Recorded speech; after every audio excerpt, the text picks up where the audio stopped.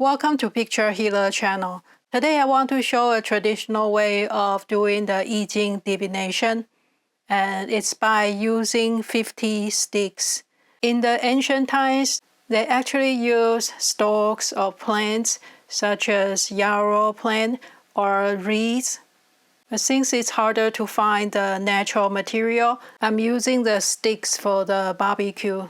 This method is kind of complicated. I found a lot of people having different variations. I'm going to show you one way that makes more sense. It's by an I Ching scholar called Chang. So here I have 50 sticks, and the first thing is to pick one out of the 50 and set it aside. Now we have 49 sticks, and just randomly separate into two piles. And now from the 49 sticks, we pick one and hold it in our hand. And traditionally, they like to hold it in between the little finger and the ring finger, but it doesn't matter. You just have to hold it and separate the rest into two piles randomly. Next, we are going to group the sticks into 4. We can start from the right or left. So 4 sticks will be one group. 4, 4, 4, 4, 4, and I have 3 left over. So I will place a 3 on my finger like that, or you can just hold it, it doesn't matter, and we'll do the left side. So the same way, we separate into group of 4. 4, 4, 4. This time we have 1 left. This is the remainder. And we place the remainder in the hand again. Now we can count what we have at hand. 1, 2, 3, 4, 5. So the total we have 5 sticks. For this first round, it will be either 5 or 9. It's always these two numbers. If it's not these two numbers, you did something wrong and you can start again. So this is the end of the first round. I will place what I have at hand on the table next to the first one we set aside at the beginning. Now we have to repeat the process 2 more times. So we use the stick here. So we start the second round repeating the same method. We pick out 1 stick first and hold it and separate the rest into 2 piles when you think about your question.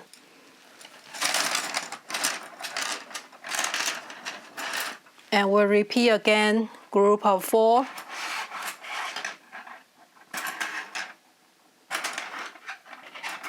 4,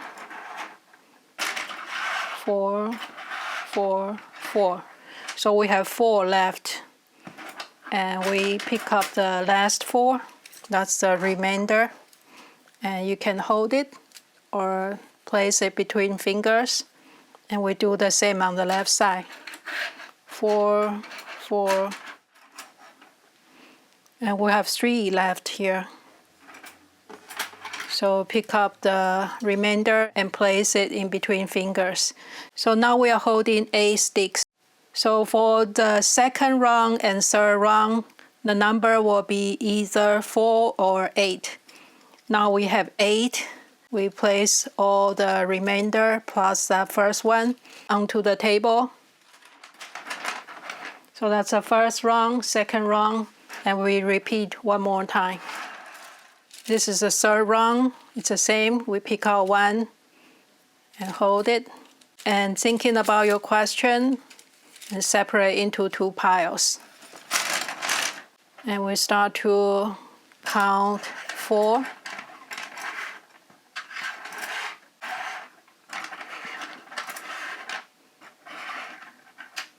We have 1 left, so hold it in between fingers. And now the left side.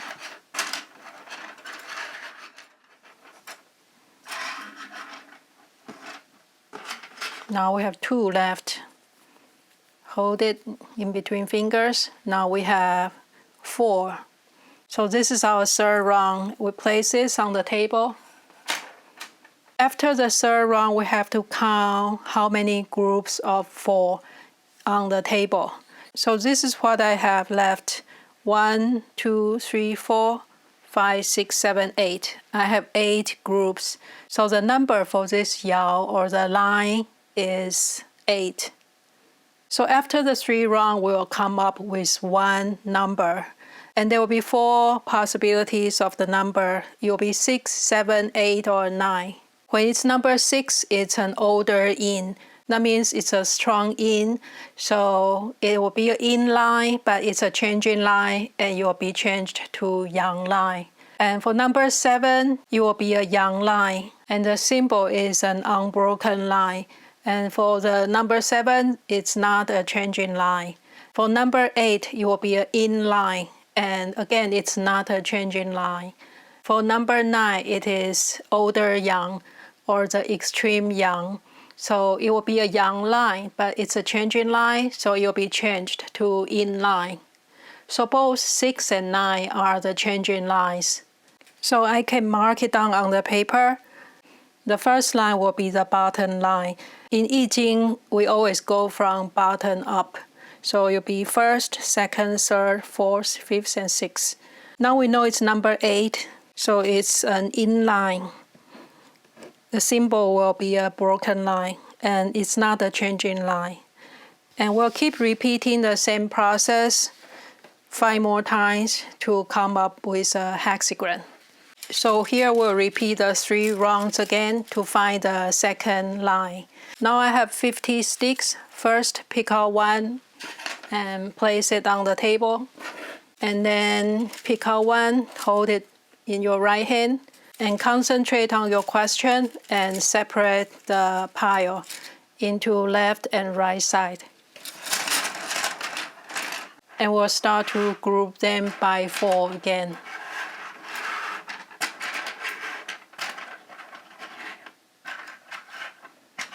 And here the leftover or the remainder is 3. So we'll place it in your hand, or you can just hold it. And the left side.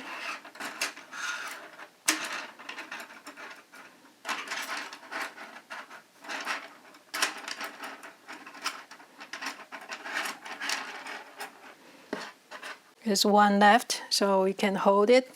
So totally we have 5.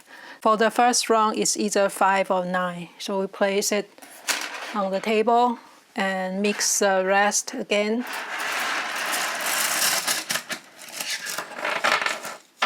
And now it's the second round.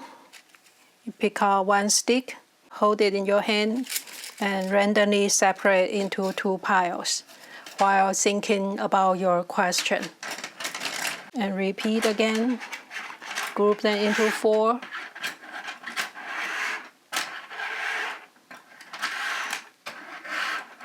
And I have 3 left. Hold it in your hand, the left side.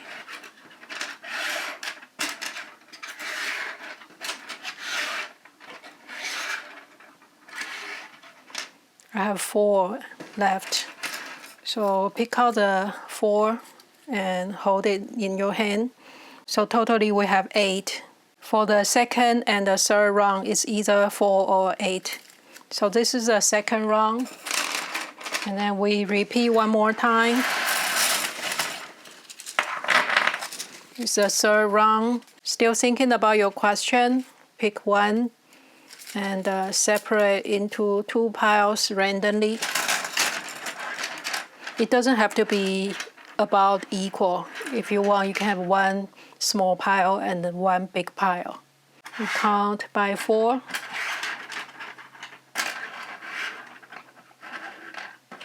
I have 3 left. And the left side, 4.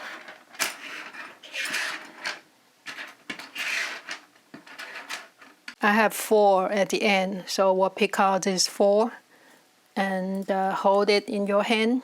So we are holding 8 sticks, and that's the third round. Now we'll find out how many groups of 4 here.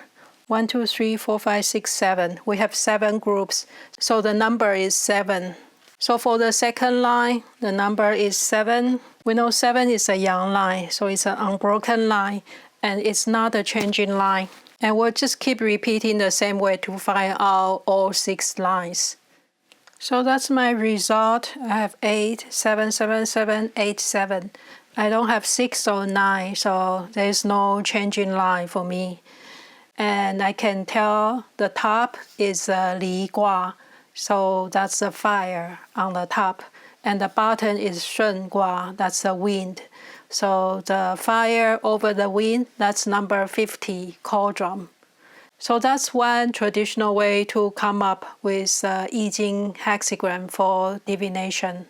The positive of this method is that it can result multiple changing lines, or one changing line, or no changing line like this one.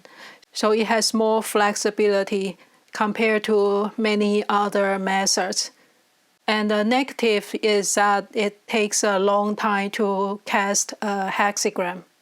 Because each Yao or each line, we will need to count 3 rounds to find out if it's 6, 7, 8, or 9. So totally we need to do 18 times for the counting. And it's time consuming, and it's a little bit complicated for beginner. And I always think the exact method is not as important as your concentration and focus on the question. It's more about your mind tapping into the unknown and try to have a connection that will decide if the reading will be accurate or not. The exact method is really not that critical. If you keep it consistent, you will find consistent result. I hope this video is helpful. Thank you for watching, and see you next time.